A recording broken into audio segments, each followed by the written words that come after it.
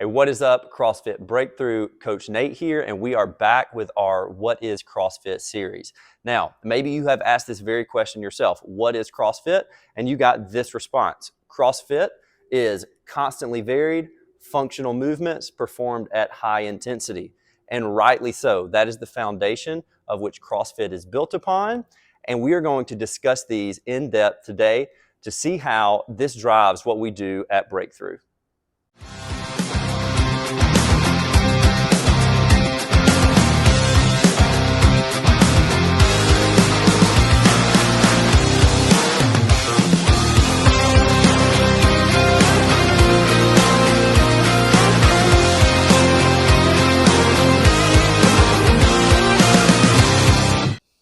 Now, today we are going to focus specifically on what it means to be constantly varied.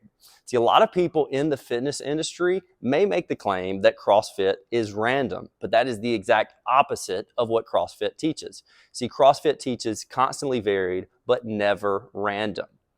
Now, the definition of random is to be made or chosen without conscious decision or intent.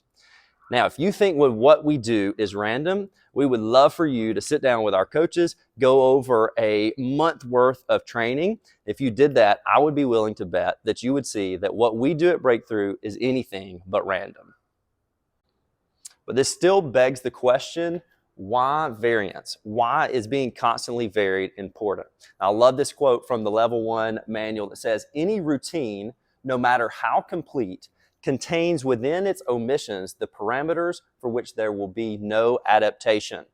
In all caps, the breadth of adaptation will exactly match the breadth of the stimulus. Now, simply put, our capacity is limited by the things that we experience in our training. If we want to expand our capacity, we've got to expand our experiences in training.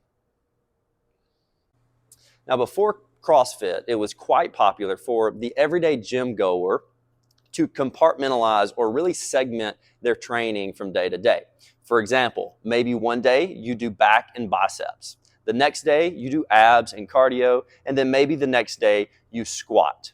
This is an effective way to train if you are training for maybe an aesthetic goal or a performance goal. That's very effective. However, in CrossFit, this is not our goal. Our goal, like we talked about in the previous videos, is to build work capacity across broad times and modal domains. So in order to do that, we've got to change the routine and make it include more variance. So what are some ways that we can change up our routine, include more variance, so that we can be prepared for whatever life has to throw at us? These are just a few options of things that we can control and change to include more variance. They are as follows.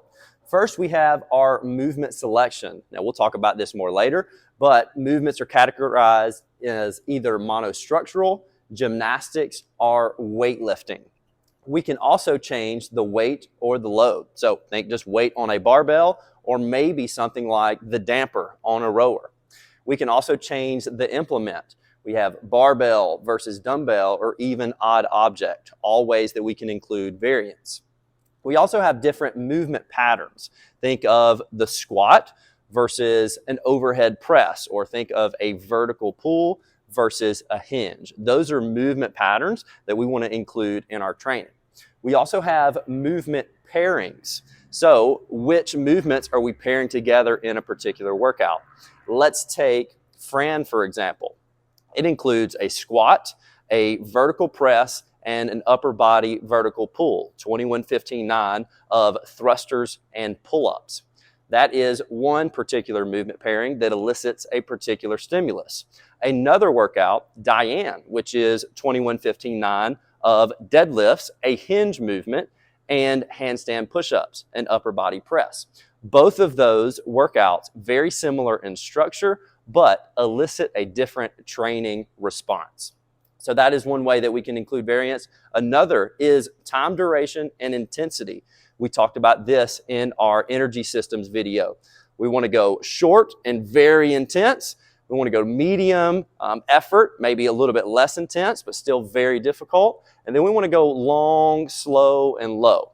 All of those are areas that we can continue to progress our fitness in.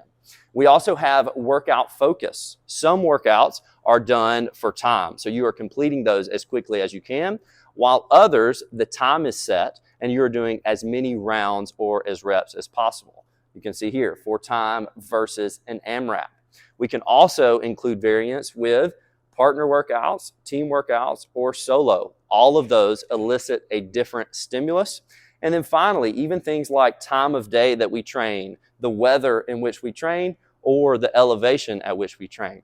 All of those are ways that we can get variance into our programming. Again, as CrossFit athletes, our goal is to build work capacity across broad times and modal domains.